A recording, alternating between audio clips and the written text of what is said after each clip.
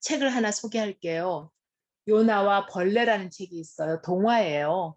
그런데 하나님의 사명을 받고 요나에게 벌레가 가는 과정을 쓴 동화예요. 참 은혜가 되는데요. 혹시 원하시는 분은 제가 빌려드리도록 할게요. 나중에 얘기해 주세요. 자, 오늘 요나서 4과 마지막 장 정리합니다. 지난 3장에서 살펴본 것처럼 요나서는요, 크게 두 부분으로 나뉘어져 있었습니다. 앞부분은 하나님의 종 요나의 회개를 다루고 있고요. 그리고 뒷부분은 회개한 요나로 인해서 하나님이 니느웨이의 회개와 부흥을 일으키는 내용입니다. 요나는 40일이 지나면 니느웨이 성이 무너진다고 외칩니다. 그러자 놀라운 일이 일어났지요. 백성에서부터 왕이 이르기까지 어린아이와 짐승들까지 베옷을 입고 금식하며 회개합니다. 하나님이 그들이 악한 길에서 떠난 것을 보시고 그 뜻을 돌이키셨습니다. 요나가 선포한 대로 재앙을 내리시지 않으셨습니다. 오늘 4장에서는 니느웨이 성이 재앙이 내리지 않은 것을 통해서 하나님과 요나의 마음이 적나라하게 잘 나타나 있습니다. 요나와 하나님의 심정을 통해서 요나와도 같은 우리에게 깨닫는 은혜가 있기를 원합니다. 니느웨이의 역사상 가장 큰 회개가 일어났는데 정작 가장 기뻐해야 할 요나는 심히 싫어하고 노하여서 기도합니다. 요나는 니느웨이 성이 회개하고 구원받는 것이 싫었습니다. 심히 싫었다고 했어요. 요나는 화를 내고 있습니다. 그래서 하나님께 원망하고 불평을 합니다. 먼저 요나가 분노하는 이유를 살펴봅니다. 첫째, 하나님께서 하신 일이 요나의 기대와 달랐기 때문입니다. 하나님께서는 요나에게 40일이 지나면 니느웨이가 멸망할 것이라고 심판의 메시지를 전하라고 하셨지요. 그런데 요나의 기대와는 달리 니느웨이 성이 무너지지 않았습니다. 요나는 선포한 말씀대로 니느웨이 성의 그 멸망을 기대하고 있었습니다. 요나가 하나님 말씀대로 순종하고 멸망을 전했는데 하나님은 회개케 하시고 구원을 하셨습니다. 멸망을 선포한 하나님의 종으로서 배반감과 어떤 체면이 상했다고 생각했을지도 모릅니다. 둘째는 니느웨이의 악함에 대한 분노입니다. 요나는 악독한 니느웨이가 구원받는 것이 싫어서 다시스로 도망을 갔었습니다. 그러던 요나가 물고기 뱃속에서 하나님께 회개하고 돌이켰습니다. 그러나 막상 니느웨이 성의 악함을 직접 눈으로 보았을 때 그는 다시 분노하게 되었을 것입니다. 하나님 백성인 이스라엘은 율법대로 살려고 애쓰고 있는데 잔인하고 강한 이 느느웨이는 계속해서 침략하고 끊임없이 고통을 줍니다. 요나는 이 니느웨이는 멸망하는 것이 마땅하다고 생각했습니다. 하나님이 악한 자들을 구원하신 것은 잘못된 것이라고 생각합니다. 요나는 니느웨이의 악을 보면서 하나님 앞에서 자신도 용서받은 죄인이라는 사실을 잊고 있습니다. 자신이 그만 심판자가 된 것이지요. 그러나 우리는 원수 갚는 것이 우리에게 있지 않고 하나님께만 있다는 것을 잊어서는 안 됩니다. 로마서 우리 12장 17절 말씀 함께 봅니다. 아무에게도 악을 악으로 갚지 말고 모든 사람 앞에서 선한 일을 도모하라.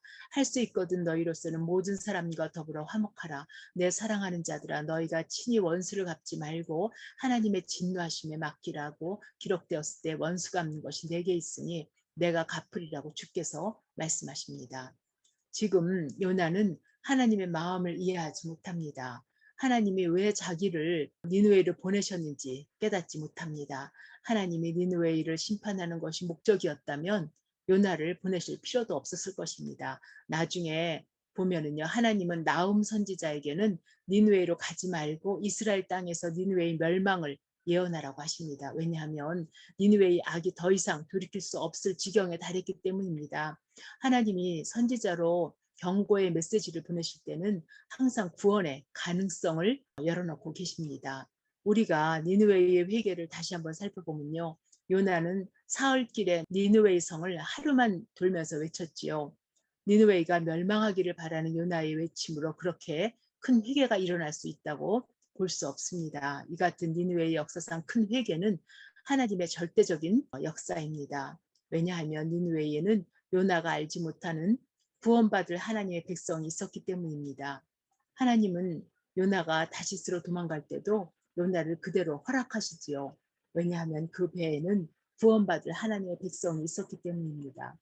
풍랑 속에서 자기 신의 이름을 부르던 뱃사람들과 사공들이 하나님을 크게 두려워해서 하나님께 예물을 드리고 하나님을 섬길 것을 서원합니다.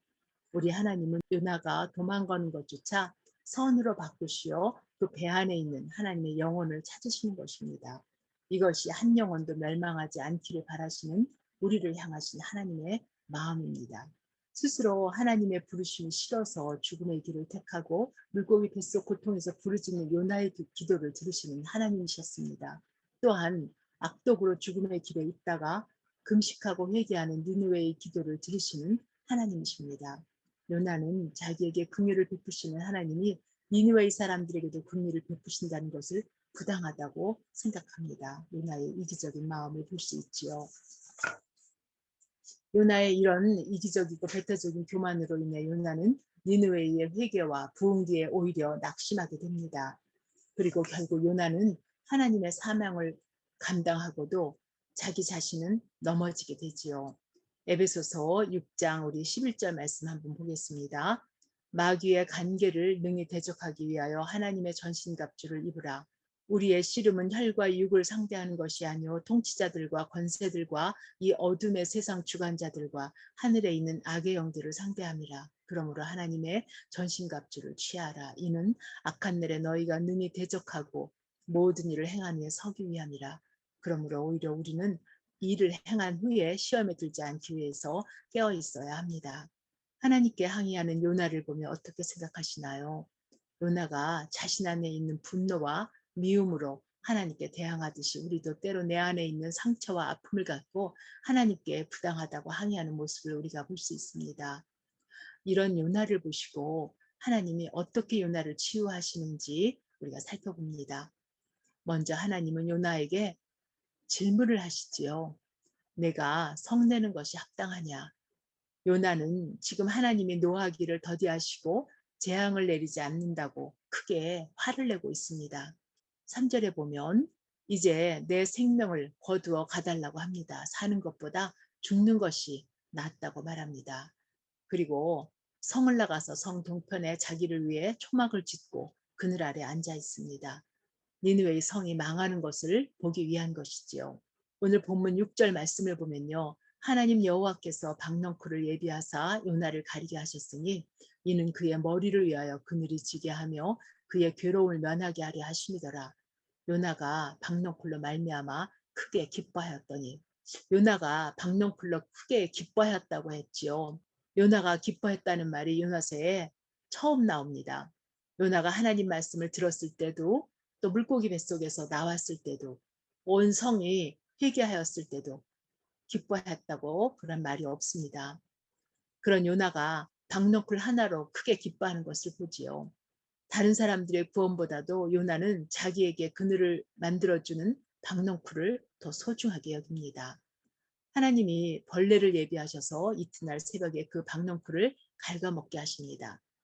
요나가 화를 내고 분노하여 씩씩거리며 스스로 죽기를 원하여 사는 것보다 죽는 것이 낫다고 항의합니다. 내가 성내어 죽기까지 할지라도 옳다고 말합니다. 하나님은 이런 요나에게 박넝쿨과 벌레와 동풍과 뜨거운 햇빛을 준비하십니다. 박넝쿨은 팜크리스트라고 해요. 심기만 하면 며칠이 안 돼서 거의 3m로 자란다고 합니다. 잎사귀 하나가 30cm 정도라고 하니까 그늘을 만들기에도 충분했을 것입니다. 하나님이 요나에게 물으십니다.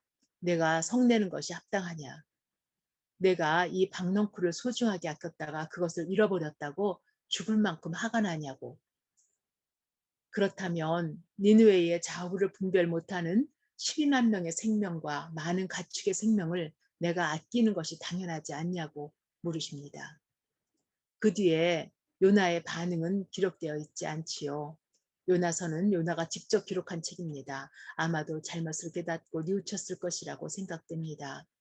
오늘 요나서를 마무리하면서 우리 각자의 고백으로 마무리하면 좋을 것 같습니다. 우리가 요나서를 통해 볼 때 요나가 선택한 것은 항상 도망과 죽음의 길이었습니다.